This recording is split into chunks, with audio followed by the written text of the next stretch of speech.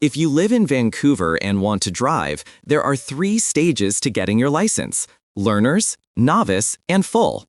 First, get your learners, or L, once you turn 16. If you're under 19, your parent or guardian must sign consent. Take the online practice test, then book your knowledge test and vision screening at an ICBC office. Once you pass both, you can start driving with a supervisor.